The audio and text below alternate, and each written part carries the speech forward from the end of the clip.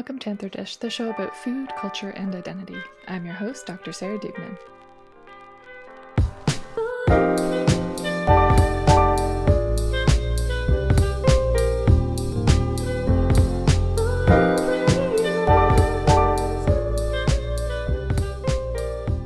As season 9 of the podcast draws to a close, it's feeling like a full circle moment thematically. The conversations this season began around what it means to value labor, specifically whose labor is and isn't valued to power a global food supply, and an expose of the cruel treatment of migrant workers coming to the US. But the process of migrating and the experiences that come with it are incredibly important stories. What does it mean to carry culture through food when you've been displaced, and how can food serve as the foundation to continue resilience and pass along important cultural heritage through recipes? I speak today with Hawa Hassan to explore these questions. Hawa is a James Beard Award winner and culinary triple threat, dynamic chef, TV personality, and entrepreneur. She's the founder of Basbas, a line of sauce and condiments inspired by her home country of Somalia, a fast-growing brand that has been featured in Forbes, The New York Times, Eater, and more. Her first cookbook meets travelogue, In Bibi's Kitchen, shares the recipes and stories from grandmothers, or Bibis, in 8 African countries bordering the Indian Ocean. In our conversation today, Hawa talks about her latest cookbook, Setting a Place for Us, and how she built this stunning series of recipes from 8 countries impacted by war and conflict. Hawa explores how she structured the recipes for the pantry, working with photographers and local experts to shape the stories conveyed through recipes, and the importance of challenging single origin stories about conflict and its impact on culture, food, and identity. Here's my conversation with Hawa. All right, welcome to the show, Hawa. How are you doing today? I'm well. Thank you so much for having me. Thank you so much for taking the time. I'm so excited to chat with you. But before we kind of jump into the bigger conversation, do you mind sharing a bit of a snapshot of who you are, the type of work that you do, and where you're coming in from today? Yeah, I am Hawa Hassan. I am the founder and CEO of Best Foods, which is a line of condiments inspired by the continent of Africa. I'm also a cookbook author, and my first cookbook, In Bibi's Kitchen, has been out in the world since 2020. And I am here today to talk about my book, Setting a Place for Us, and I'm coming in from Brooklyn, New York. Amazing. So in kind of reading through Setting a Place for Us, I'm curious to hear about how the idea came to be, because from a reader's perspective, it feels like a really natural progression from In Bibi's Kitchen to be exploring the concepts in Setting a Place for Us. But how did that idea kind of come to fruition for you? So historically, the way that I think about my work is always like 1 or 2 works out, which is usually like 5 or 10 years out. And so when I was thinking about launching my company in 2014, when I started to get in the details of how with these condiments not only inch their way onto the American dining table, I started to think about what does it look like to teach the American eater about the continent of Africa. Then later on, as time went on, it started to become whose stories aren't being told. What does that look like? You know, do I focus just on Somalia, where I know a lot about, or do I expand not only my knowledge of the continent, but do I also, I get one book deal, right? And if that's it, how do I do what's necessary to keep this train going?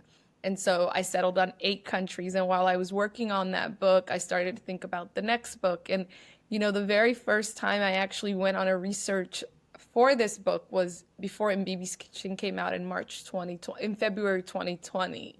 And the intention was, what's next? And I wanted to talk about the next part of myself. So initially it was, how do you start to have a better conversation about being Somali and being refugee and being othered and not having your history, food, your people acknowledged. And then the second component was, how do you teach people about that and who's the best teacher? And for me, that's women and grandmothers.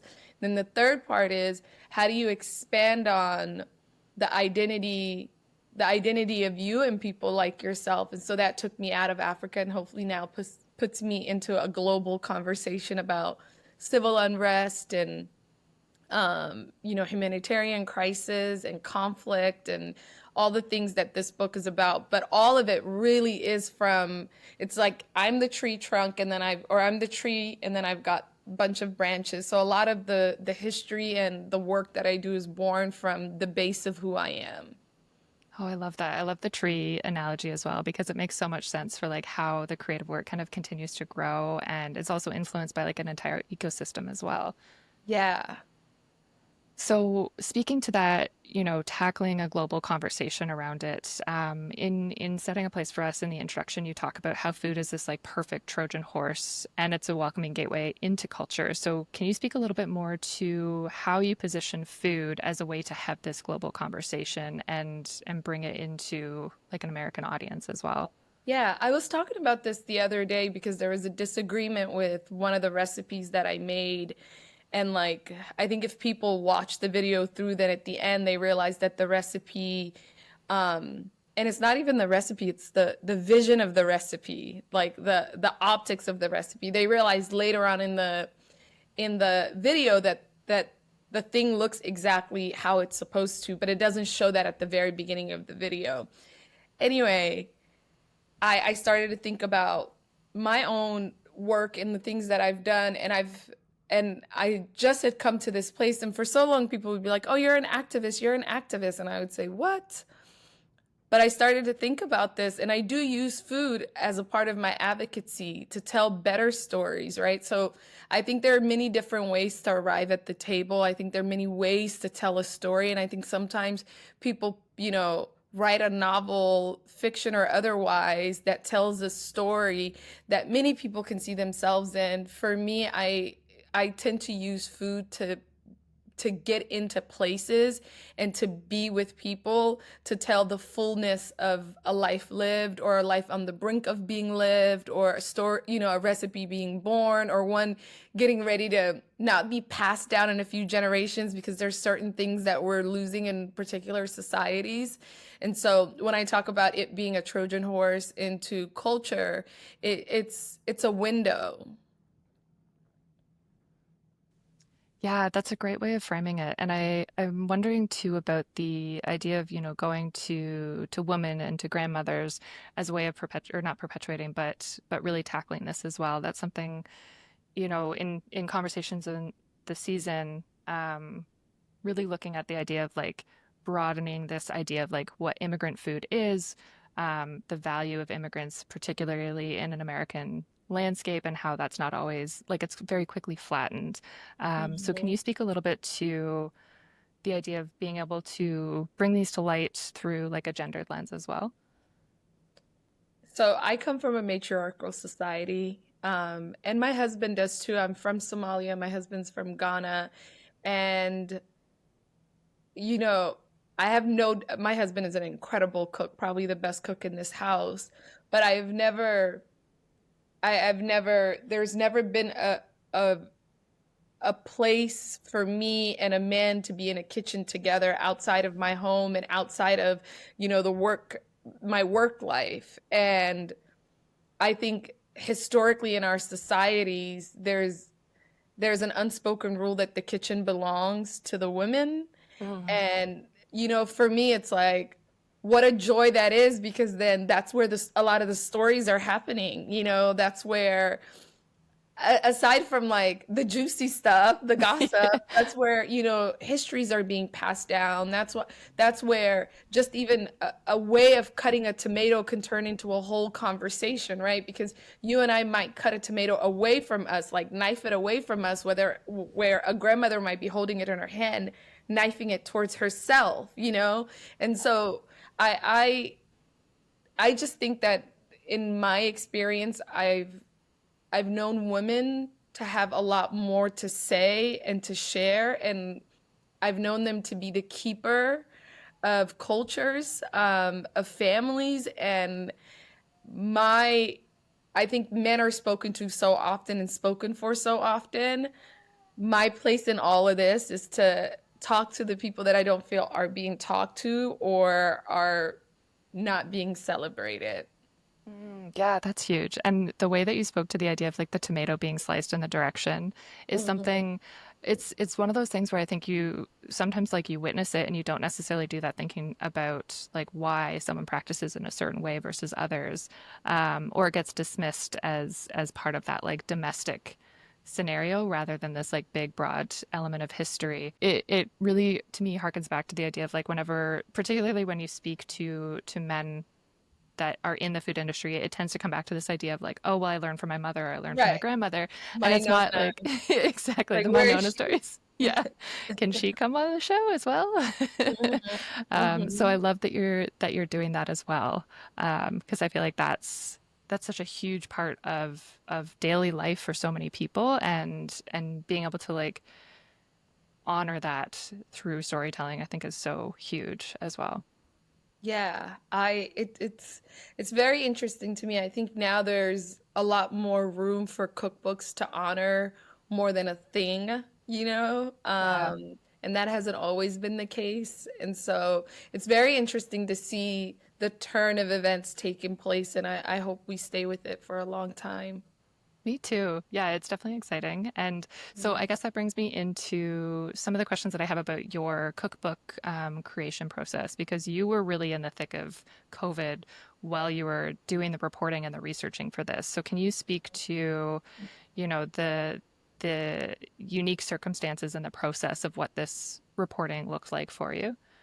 Yeah, so there were, when I was thinking about reporting on this book, I was thinking about like, what would this look like? So there were different sections. So it was like on the ground reporting where I visited countries. I visited 4 countries, where I interviewed locals and documented food, tradition, everyday life. And then there were places where I couldn't go, and so I sent people. I couldn't go to Iraq, Yemen, Afghanistan, and Egypt.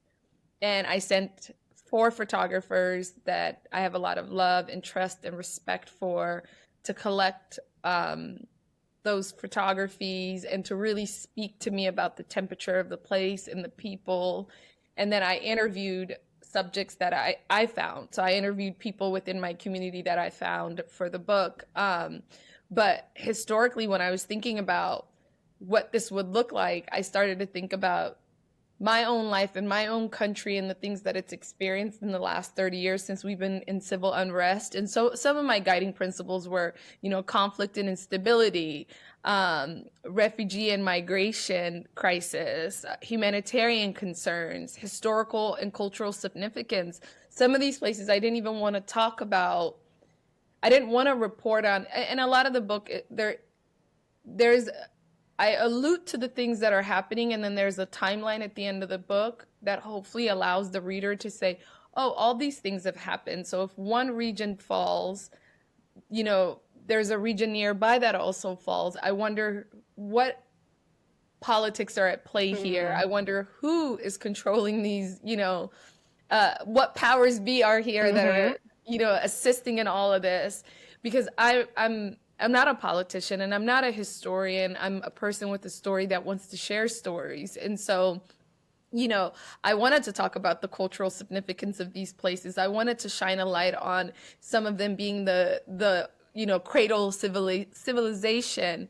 And so, though I visited some countries and did some on the ground reporting, some of them were literally on WhatsApp and on FaceTime and on Zoom, and a lot of it was voice notes.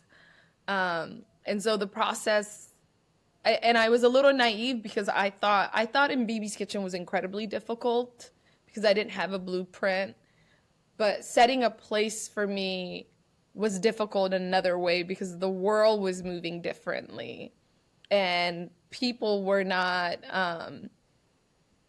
a bit more timid, but to my surprise, in these countries, people weren't. There were places we went to and folks were feeding us with their hands.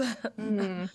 It was just a different temperature. It was more communal. It was a lot of hugs and kisses. People were eating together, sitting down every day. But it was an interesting time because I think I just was so naive. I thought I could get it all done and push through it the same way that I did in BB's Kitchen. And globally, the world was just like, no, Yeah. flights were tricky. Getting visas was tricky. So the logistics were a bit odd. Yeah, yeah, fair. And I feel like it also kind of speaks to, part of the story that you're telling too about the experience of displacement and like what that actually ends up looking like for a lot of people. And, Yeah. like even the role of WhatsApp, like I know for Yeah, members of my family, like that's a huge part of how you stay in touch on the day to day. Otherwise, you kind of totally. you lose communication, right? So I feel like that's kind of it's interesting that that ended up as part of the methodology in a way as well. Yeah. No, all of the technology came into play. So that also was something that was really interesting reading through was that you have like a very dynamic approach to this cookbook where you're also using QR codes. Yes. Um, do you mind sharing a bit about that and your reason for including that? Because that's something that Yeah. I don't think I've seen that before in cookbooks. Thank you. Yeah. I'm sure now it will become a Yeah, thing. exactly. Um, you know, I'm often asked how to pronounce things, and I think people think that I know better than they do, but I don't. And I say this in the book, like I've included these QR codes because I want us to learn together. I'm not an expert at any of this. I too am learning. I just have ideas and I convert on them. And so the QR codes are really just born from a desire to give permission to people to say this is how they pronounce it in their country, and we maybe won't get the accent right, but we can try. Yeah, and I feel like it really situates the reader of the cookbook in a more I don't want to say playful, but a more exploratory realm as well, where it's this learning process, as you said, and it creates a sense of community, particularly at a time where we are so segmented and there are these kind of disconnects through place and time that we have that kind of ability as well. Thank you for saying that. Yeah, I I think for people get cookbooks for many reasons. I'm starting to realize now in the last couple years, people are reading cookbooks from cover to cover. Mm. And because again, there's starting to be a lot of narrative-based cookbooks, which I think there's no better way to tell a story than like to have the story and then have a beautiful dish, you Yeah. know? So like you're using somewhat of a few of your sensories at the same time. And now I love the idea of adding the audio component to it, and hopefully somebody else can take that and expand on it. Yeah, it's awesome. And I feel like I always think back to the like Water for Chocolate book because that was like for me when I Oh, was younger, it was such a visceral experience and it was, oh, yeah. this is what you can experience when you're reading about food and it's not just Mm, this like flat, it's this yeah. dynamic ever-changing piece too. Yeah. Oh, I love that analogy. Yeah, it's like yeah, you're absolutely. It's like a scratch and sniff. Yeah, oh my gosh. Yeah. Next level. I'm curious if you can speak a little bit too about your choices of ingredients, because I thought that was a really important part as well, particularly thinking about, who the recipes are coming from Mm. and the foods that they may or may not have access to, and also just, the general economy in North America as well right now. Yeah. So each chapter is framed with 8 recipes from a country, and the intention with that was to reflect a kitchen of a country. And so the Egyptian chapter that you see, all those recipes are recipes that people would say this is a dish that represent if they were to name off the dishes that represent their country, uh, I'm sure 99% of them would be on the list. And that was just the intention. The intention was to create for the audience to say this is an Egyptian kitchen, this is a Lebanese kitchen. And when it came to ingredients, I didn't want to I could show you how to mix and make, and I can suggest substitutions, which cookbooks are big on, but I didn't want to veer too far from what someone would say is the national dish of the DRC. You know, Yeah. I wanted to stay true to that. I could say, don't use, if you can't find red palm oil, don't worry about it. Use vegetable oil because that's a great substitute. I didn't want to have to say that. I mean, I didn't mind saying that, but I didn't want to have to substitute. I didn't want to have to not give the option of what the thing authentically is. So even me, when I make that dish, mamumbe, which is a peanutty, tomatoey sauce stew, chicken stew from the DRC, I don't use red palm oil. I use vegetable oil. But if I were to cook for some Congolese people that were coming over, I would use red You palm go oil. out, yeah. Yeah. That makes sense. Yeah, and I think that again, like I feel like that's even just looking at like the ingredient list and what how those are structured and what foods are on those lists or not is a huge piece to telling those stories as well. Yeah. And I want to give a shout out to North America currently. Where we were 5 years ago with ingredients in grocery stores is not where we are Mm. today. You can walk into almost any grocery store and find dried lime, or Seven Spice or berbere which is interesting and nice. Yeah, yeah. I mean, I'm up in Canada, so I find it's like a very different food landscape right now. Like the last couple of Mm. years, there's definitely more than there was 10, 15 years ago, but Yeah. it's getting trickier to find lately, um, Mm. which is, yeah, I'm not sure of like the mechanisms behind that, but it is one of those shifts of kind of thinking about how rich in abundance we had of like being able to source different ingredients, and now it's definitely shifting a little bit. Huh. That's good Yeah. to keep in mind. I had no idea. I thought we were collectively moving forward, but I mean, what do I know? Look at where we are. Yeah, it's a day-to-day thing. Yeah. But I do, it's like I find it's just like having to get more strategic about like which grocery stores you go to, but you can still find it. It Hmm. might end up being like more of a hop as well, Got which I it. always find. Yeah. Huh. Yeah. Coming back to setting a place for us, you mentioned earlier with the photographers that you had sent a few photographers out to different countries, and then you also worked with photographers going into countries together. So, um, what was that experience like in terms of exploring new territories with photographers, or letting the photographers take that story and work with it? Yeah, so I went to four countries. I went to El Salvador, uh, the Democratic Republic of Congo, Liberia, and Lebanon.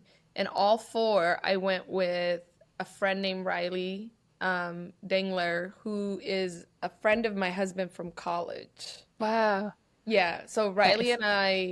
Riley and I had become friendly through my husband. He is not somebody who's traditionally shot cookbooks, but I love that. Yeah. I really, I really like and that's same for my last book. I love the idea of introducing somebody to something new and then having that collaboration process that brings forth something that we've not seen before. And so when I originally went to, Riley, my husband went to school at Boulder in Colorado. Riley's from Colorado. He's blonde hair, blue eyed, like 6'2".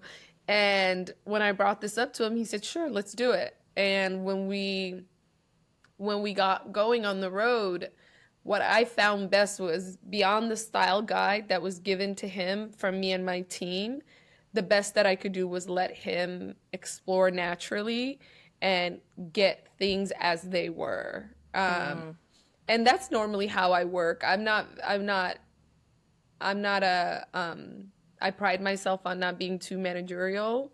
I, you know, whatever we get, we can always fix it. So, and one of the things that I say about Riley, even when things were difficult, whether we were in the Congo or in Liberia, one of the things that I appreciate about him is I always said he will be he will almost be in the frame and you won't even know it because he's just like a fly on the wall. wow. And so everywhere we went, he had this special touch with the locals. And, the locals didn't say much. He didn't say much, but they were just, I have photos of him just like hanging with the locals. And, he's incredibly talented, but beyond that, he's really kind and presents as such. And so traveling with him, there were places that I couldn't get at in like in the Democratic Republic of Congo when we were there in June 2022. There was uh there was conflict getting ready to, you know, flare up with their next door neighbor Rwanda. And because I'm East African and I look Rwandese, I was told I couldn't get out the car. Mm, But Riley could. And so when you're looking at it, things might look like, oh, this is such an odd pairing, but there were many places where he was comfortable and he was climbing the hills and getting, content from his drone and, melting in with the people in a way that I couldn't. And so I feel very fortunate to have done this with him. He's an absolute professional, and if I could do it again, even now that I'm getting ready to work on some other things, I'm like, should I go back to Riley? Yeah. Well, I think that's incredible. Like I think it really speaks to the ethos of like what you're aiming for and like the tone of the book as well, right? Where you have that ability to tell a story in a way that isn't necessarily the typical like American conventional cookbook way, where Mhm. you have a photographer that is also able to, like, I think quite often to, how much people dread even getting their photo taken. Yeah. Um, and so to be able to be in a scenario where that sort of melts away and that presence of the camera isn't as um, ominous as it would be otherwise is pretty significant too. Yeah, because sometimes you could travel with a photographer or work with a photographer, and they're just as loud as the shutters. Yeah. And that, Yes. and a lot of people don't realize that there's like so much nuance to making these stories because there's so much that could easily be lost in translation, and things are from moment to moment. And so you need people who give room to capture that. Yeah, very much so. So, as the narrator of this book, like there's this theme throughout it where you're ensuring that we're not looking at single origin stories of conflict and this like flattening of it. So, how did you balance those stories of conflict and the recipes to make sure that, you know, the stories of these countries were much more multidimensional? I think the photos of the infrastructure of places really does that. I think they're bright, they're beautiful. It shows, even if your understanding of it is that it's in rebels. What is the word? In like Oh, rebels. rebels? Rebels. I don't know. That it's in ruins. Yeah, okay. What this book really does is it challenges that, right? And even if the Mm. truth is that it's in ruins, I'm saying that there's also another side to that, right? That there's wholeness also in the place, and it's up to you to seek that. That's where the second part of the story comes in, is when you go on to do your own examination of a place or a people. And I think another way that we do it in this book is there are people. You see bright, beautiful smiles of people that are whole and happy, and they're telling their own story. They're saying, this is home, and this is my favorite dish, and this is what I do for work. And so, if there's life there and there are people living, then I'm challenging you once again to say, okay, there's another story here. Yes, yeah. And it really comes through. I think like you can feel like the shift as you move through each chapter, that Mm. you're moving into a new country and you can see a different story through it, and the visuals are incredibly powerful for that. Like even reading through like a PDF of it, it felt Oh. uh very real as you're experiencing it. Thank you for saying that, Sarah. I appreciate that. Yeah, yeah, it was incredible. And I think particularly, I'm hopeful given our political climate right now that people are more attuned to the ideas of conflict and challenging the narratives that arise with that as being this, experience where there's not a day to day that's also experienced in tandem with the conflict. So can you speak a little bit to how you see food as a way to explore this more broadly for people, particularly if they're, maybe watching more news than Yeah. otherwise. I mean, I challenge you to cook through a chapter and invite people, right? Yeah. Like that to me is like an easy lift, right? Or even if you did it in potluck style, right? And then just study the recipes or thought differently about their origins, you know?